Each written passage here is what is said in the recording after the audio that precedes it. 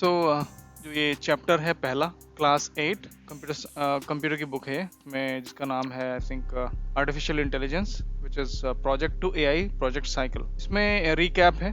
Recap में जो है जो हमने पहले पढ़ लिया है ऑलरेडी उसका थोड़ा सा इंट्रोडक्शन है या उसकी थोड़ी सी इंफॉर्मेशन है। फिर introduction to project and project cycle कि प्रोजेक्ट क्या होता है, प्रोजेक्ट का साइकिल क्या होता है, ये सब है। इसके बाद है एग्जाम्पल है ब्रेड मेकिंग प्रोसेस कि ब्रेड को कैसे बनाते हैं। ये सिर्फ इसलिए समझाया गया है एग्जाम्पल के रूप में कि जैसे ब्रेड मेकिंग प्रोसेस ऐसे ही एआई का प्रोजेक्ट बनाया जाता है। और एआई प्रोजेक्ट साइकिल फिर इसके बाद लास्ट है AI project cycle which is like a kind of process of project which is being used AI. तो यहाँ पे कॉन्वर्सेशन दिखाई गई है दो लोगों की, एआई की और एक स्टूडेंट है Aiva. Hey Aiva, I was reading about the AI project cycle and it sounds fascinating. मैं इस प्रोजेक्ट साइकिल के बारे में पढ़ रही थी और it was very very fascinating like it. मुझे बहुत अच्छा लगा इसे पढ़ने के बाद। तो आइवा को फिर जवाब देता है ये बॉट जो कि है एआई का बॉट है। So hey Reva, it's systematic process that helps develop AI models effectively. It's all about defining the problem, collecting data and building a solution. So इसका मतलब क्या है कि इसमें एक प्रॉब्लम को दर्शाया गया है कि एक समस्या है क्या, उसके बाद उसके हिसाब से डेटा कलेक्ट होता है कि उसके सारी चीज़ें कि उसमें क्यों प्रॉब्लम आ रही है, कहाँ से आ रही है, कितने आ रही है, इसके अफेक्टेड कौन है, किसकी वजह से आ रही है। उसके बाद उसका सोल्यूशन क्रिएट किया जाता है। यह एक प्रोजेक्ट साइकिल बन जाता है इस तरह से। इसके बाद है that sounds complex, how do we start. Sounds complex means ये बहुत ही जटिल लगता है, बहुत ही पेचीदा है, लेकिन हम कैसे शुरू करेंगे इसे। First you need to define the problem clearly, what are you trying to solve with AI. So इसमें है कि पहले आपको एक प्रॉब्लम को पूरी तरह से बताना पड़ेगा, उसे लिखना पड़ेगा, और उसके बाद है कि आप जो कि एआई से हम सॉल्व कर सकते हैं या सॉल्व करेंगे, इस तरह से हमें प्रॉब्लम को डिफाइन करना है। इसके बाद okay, so the problem comes first, what's next. So पहले प्रॉब्लम आती है, उसके बाद क्या। After that you gather the data, data is the foundation of AI, then you will model the data, train your AI system and test it. It means उसके बाद जो है आप डेटा इकट्ठा करोगे उसका। अब डेटा क्या है, data is the information about something और एनीथिंग और एवरीथिंग। जब हम कोई जैसे data in a simple terms we can assume हम कहीं जा रहे हैं, तो हम कैसे जाएंगे, क्या डेस्टिनेशन है, जगह का नाम क्या है, कितनी दूर है, क्या पर्पस है जाने का, क्यों जाना है, कितने लोग हैं, किस तरह से जाना है, ये सारी चीज़ डेटा में आती हैं। तो ये इसलिए पूछा जाता है कि इन्फॉर्मेशन करेक्ट रहे और हम जो प्रॉब्लम को सोल्यूशन ढूंढने जा रहे हैं उसमें कम से कम हमें दिक्कत आए। इसके बाद है कि data is the foundation of AI. So AI जो है आर्टिफिशियल इंटेलिजेंस कंप्लीटली डेटा पे डिपेंडेंट है। डेटा अगर नहीं है तो एआई नहीं है। You will model the data, model means the segregation और you can say the part of the data. We can define the parts of the data, how the data would be used in the AI model. इसका मतलब ये है data कैसे हम use करेंगे, वो कितने तरह का होगा, कहाँ कहाँ और किस किस प्रकार का डेटा होगा, वो सब इसमें हम मॉडल में डिफाइन करते हैं। Then train your AI system. उसके बाद डेटा जो है, जो एआई का हमारा एप्लीकेशन है, वो उसको ट्रेनिंग मिलती है डेटा से। हम डेटा को उसे मॉडल को बताएंगे कि इस डेटा में ये ढूंढो, इसमें ये है, इसमें ये है, इसमें ये है, तो वो डेटा से सर्च करेगा। ये इसका मॉडल का ट्रेनिंग का मॉड्यूल है। And then test it. उसके बाद हम टेस्ट करते हैं, जैसे कि हम चैट जीपीटी पे, कोपायलट पे लिखते हैं प्रॉम्प्ट कि please find out something in this world. अगर वो चीज़ मिल जाती है तो वो उसे बता देता है, नहीं तो ये क्या करता है कि उस डेटा उसे अपने आप से क्रिएट करता है, मतलब उस इंफॉर्मेशन को ये अपने आप बनाता है, एक हाइपोथेटिकल या बनावटी। इसलिए इसे आर्टिफिशियल इंटेलिजेंस बोलते हैं। गॉट इट, समझ गए। And now do we know the project is ready to be used. तो अब क्या हम समझते हैं या जानते हैं कि ये प्रोजेक्ट रेडी है यूज करने के लिए। Once you test it and evaluate its performance, you deploy it, but remember, even after deployment you must keep evaluating and improving the AI system। मतलब क्या है कि once you test it and evaluate its performance, एक बार जब इसका आप सारी testing कर लेते हो, उसके बाद इसकी परफॉर्मेंस को देखते हो। evaluation means to to know that if it's working fine और नॉट। तो जब हम इसकी परफॉर्मेंस चेक करते हैं, और डिप्लॉय मीन्स होता है कि जब हम इसे यूज करने के लिए एक जगह रख देते हैं कि कोई भी इसे यूज कर सकता है फॉर द फाइनल टास्क। तो बट रिमेंबर, याद रखिए कि इवन आफ्टर डिप्लॉयमेंट हम इसे यूज करने के बाद भी हमें इसे रेगुलरली जो है टेस्ट करना पड़ेगा, इम्प्रूव करना पड़ेगा। ये इसकी रिक्वायरमेंट है। इसके बाद है so it's a cycle of continuous improvement that makes sense now. So ये एक साइकिल है, एक लगातार इम्प्रूव करने का प्रोसेस है। हमें इस पे काम करते रहना पड़ेगा और इस यही एक सेंस बनता है अब। Exactly, let's talk our teachers to break down the steps more clearly. Exactly क्या मतलब? यही है, बिल्कुल यही बात है। आओ टीचर, हमारे जो अध्यापक है, टीचर्स से बात करें और देखते हैं कि हम ये कैसे कैसे इसका इस प्रोसेस को ब्रेक डाउन कैसे करेंगे, मीन कैसे ऐसे पार्ट्स में समझेंगे। It's all about this particular first page of this book, of this chapter. अगला चैप्टर हम पढ़ेंगे नेक्स्ट पेज में। Recap. In the previous class we discussed sustainability and its importance. So पिछली क्लास में हमने sustainability and उसकी महत्ता के बारे में पढ़ा था। sustainability का मतलब होता है कि कौन सी चीज़ को हम ज़्यादा समय तक रख सकते हैं। sustain means kind of कि हम ज़्यादा समय तक किस चीज़ पे भरोसा कर सकते हैं, kind of that. We explored how society and sustainability are connected. हमने ये चेक किया था कि कैसे सोसाइटी और सस्टेनेबिलिटी कनेक्टेड है, कैसे सोसाइटी जो है डिपेंडेंट है किसी भी चीज़ के लॉन्ग टर्म यूज पे या लॉन्ग टर्म भरोसे पे।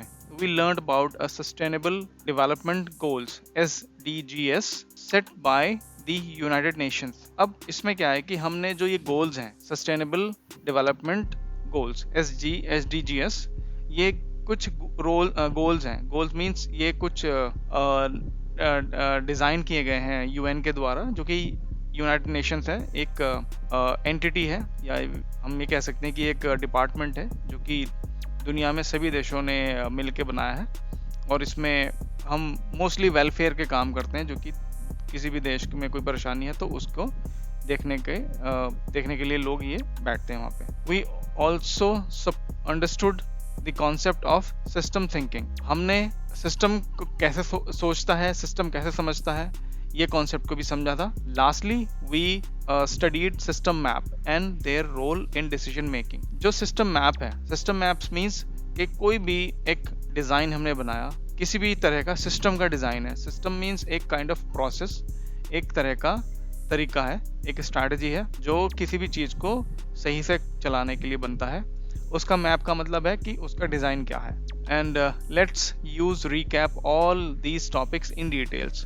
अब हम इन टॉपिक्स को डिटेल्स में चेक करेंगे, देखेंगे। Sustainability, the word sustainability comes from the term sustain. Means जो सस्टेन है, सस्टेन मीन्स एक जो कीबोर्ड होता है, पियानो होता है, उसमें जब हम कोई भी की प्ले करते हैं तो उसकी साउंड जो है एक बार दबाने से कुछ सेकंड में रुक जाती है। लेकिन जब हम सस्टेन पैड, उसमें होता है सस्टेन पैडल का जब हम इस्तेमाल करते हैं तो वो साउंड जब हम जब तक की को प्रेस करेंगे, रखेंगे, दबा के रखेंगे, वो तब तक बजता रहेगा।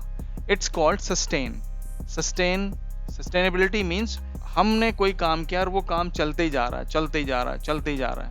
यानी कि हमने आग जलाई कुछ करने के लिए और वो आग बुझ नहीं रही है, जलती जा रही है। दैट्स कॉल्ड सस्टेनेबिलिटी, कि किसी भी चीज़ का long term use is called sustainability of that particular thing, which means to maintain, support, withstand और एंड्योर। उसका मतलब क्या है कि इसमें इसे मेंटेन करना, सपोर्ट करना, इसके साथ रहना और इसे एक तरह से ये सब होता है उसमें। Therefore sustainability refers to the ability to maintain और support the world we live in. इसलिए जो सस्टेनेबिलिटी है वो मेंटेन और सपोर्ट करती है दुनिया को जिसमें हम रहते हैं।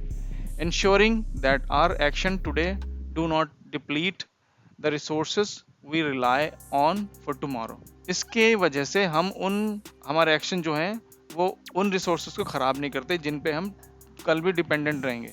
कल भी हमें उनकी जरूरत पड़े, जैसे कि वाटर है, एयर है, या फूड चेन है हमारी, जो भी फसल वगैरह हम उगाते हैं, या सॉइल है, मिट्टी है, ये सब चीज़ें उसमें आती हैं। The key idea behind sustainability is that we must act responsibly today so that the resources of our planet can continue to support future generation. इसका एक ही मतलब है कि हम अपने रिसोर्सेज को बहुत तरीके से और रिस्पॉन्सिबिलिटी के साथ इस्तेमाल करें, ताकि हमारी आने वाली जो जनरेशन है वो भी उन पे डिपेंडेंट रह सके और उनके लिए भी कुछ बच जाए। That's all it is. It's about creating a balance where resources are used wisely and conserved for the long term. इसका मतलब यह है कि हम एक बैलेंस तैयार करें जहाँ पे हम रिसोर्सेज का यूज़ बहुत बुद्धिमत्ता से कर सकें, समझदारी से कर सकें, और उन्हें लॉन्ग टर्म के लिए हम कंजर्व मतलब उनका काइंड ऑफ भंडारण कर सकें, ये इनका मतलब है। The key terms for sustainability are, इसमें मेन क्या क्या कीज हैं या टर्म्स हैं या इसकी पहलू क्या क्या है। Resource conservation is about using resources in a way that they can regenerate and continue to meet the needs of future generation. Resource conservation means भंडारण, कंजर्व करना, किस चीज को भंडार करना या किस चीज को इतनी इस तरह से रिप्रोड्यूस करना कि उसका वो खत्म ना हो, वो आने वाली जनरेशन की, जैसे कि बिजली है, लाइट है, या जो फ्यूल है या इलेक्ट्रिसिटी है जो हम क्या नाम इससे बनाते हैं, सौर ऊर्जा से बनाते हैं, वो ऐसा रिसोर्स है जो कि खत्म नहीं होगा, रीजनरेट हो रहा है। एनवायरमेंटल प्रोटेक्शन, कि हम ये जो हमारा एनवायरमेंट है इसे प्रोटेक्ट करें, is essential for ensuring that we do not cause harm to ecosystems, biodiversity and the planet's overall health. हम एनवायरमेंट को भी अपने प्रोटेक्ट करें, कोई भी इसे हार्म ना करें। हमारा जो इकोसिस्टम हमारे चारों तरफ है, जो वनस्पति है, पेड़ हैं, जल संसाधन है या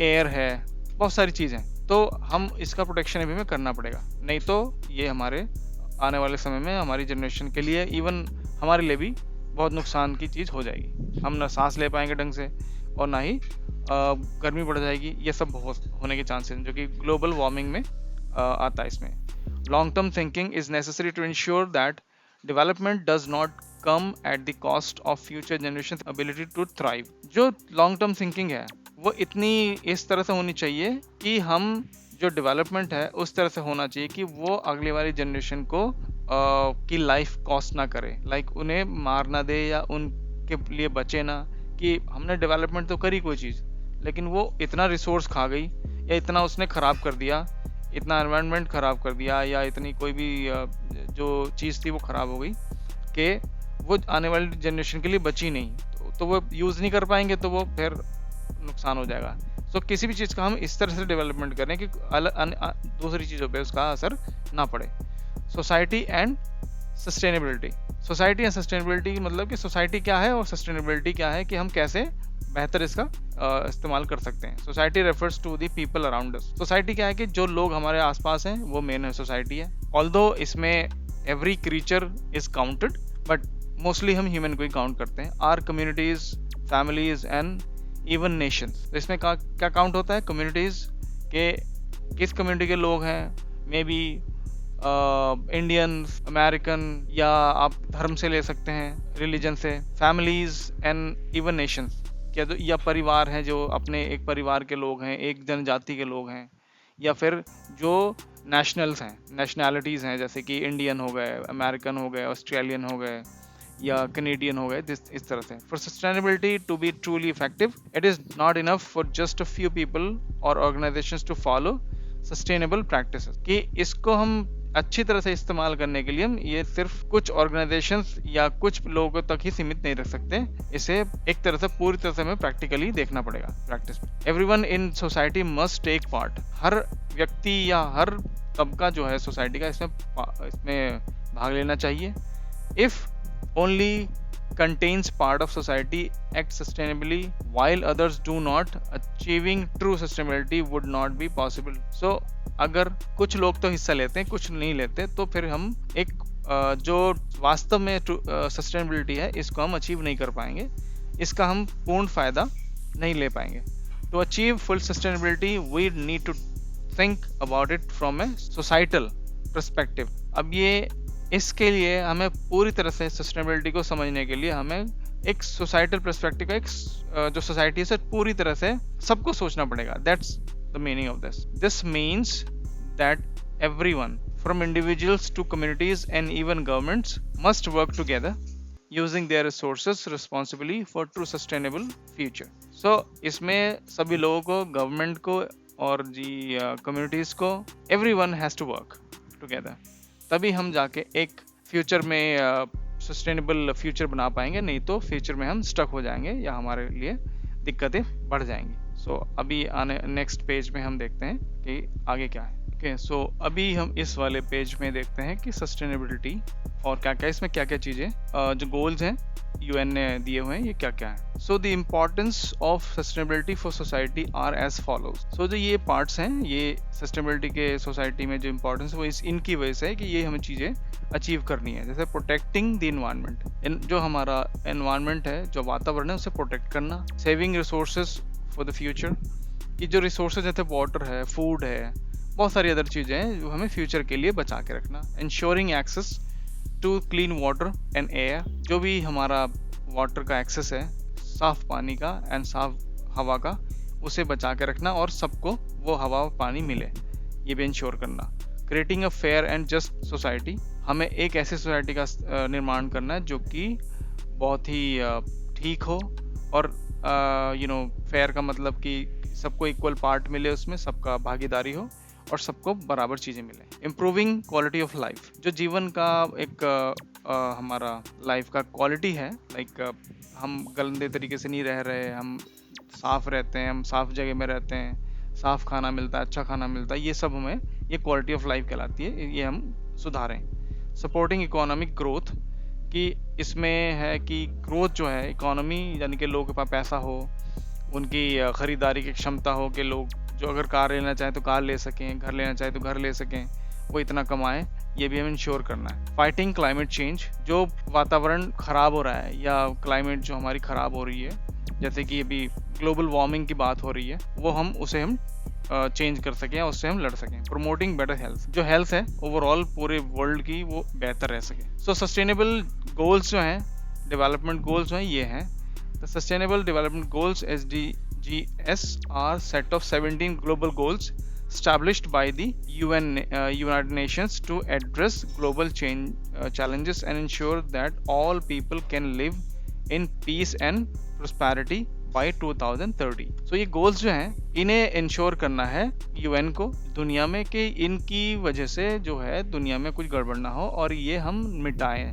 या इन पे हम काम करें, जो कि आगे जाके हमें नुकसान ना हो या हमारी दुनिया सही रहे. तो the below is the overview of SDGs. पहला है ये no poverty. No poverty is no end poverty in all its forms everywhere, कि हम जो पॉवर्टी है यानी गरीबी है वो हम हर तरीके से हर देश से खत्म करें. Which is like I think it's kind of very big step और may be impossible in some way, but एक तरह से गोल है, तो we need to work on it. Zero hunger, end hunger, achieve food security and improved nutrition and promote sustainable agriculture. इसका मतलब क्या है कि end hunger, भूखमरी को ख़त्म करें, food security and improved nutrition को हम बढ़ाएं, then promote sustainable agriculture, जो agriculture को हम promote करें या बढ़ाएं, जो कि हम फसल को produce कर सकते हैं बेहतर तरीके से, ये सब. Good health and well being, ensure healthy lives and promote well being for all at all ages. So हम हर एज के लोगों के लिए अच्छी हेल्थ का इंश्योर करें, प्रमोट करें, ये एक गोल है इसका. अगले गोल जो हैं हम नेक्स्ट पेज में पढ़ेंगे.